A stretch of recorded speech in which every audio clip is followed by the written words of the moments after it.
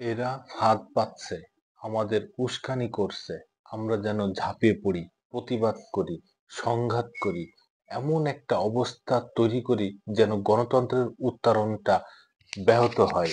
এই ফাঁদে পা দেব না। কারণ নাম উল্লেখ না করে কথাগুলো বলেন বিএনপির মহাসচিব মির্জা ফখরুল ইসলাম আলমগীর। ঢাকা বিশ্ববিদ্যালয়ের ছাত্র শিক্ষক কেন্দ্র মিলনায়তনে আয়োজিত এক স্মরণ সভায় প্রধান অতিথির বক্তব্যে এ কথা বলেন মির্জা ফখরুল। জুলাই আগস্টের ঐতিহাসিক গণ অভ্যুত্থানে বীর শহীদদের স্মরণে জাতীয়তাবাদী ছাত্র দল এই স্মরণ সভার আয়োজন করে। দেশ ফ্যাসিস্ট মুক্ত হওয়ার পর নতুন এক গণতান্ত্রিক ব্যবস্থা ফিরিয়ে আনার সুযোগ সৃষ্টি হয়েছে উল্লেখ করে মির্জা ফখরুল বলেন, কিন্তু ষড়যন্ত্র থেমে নেই, ফ্যাসিবাদটা এখনো শেষ হয়ে যায়নি। এই গণতন্ত্র যেন উত্তরণ না ঘটে, তার জন্য পরিকল্পিতভাবে কাজ করছে।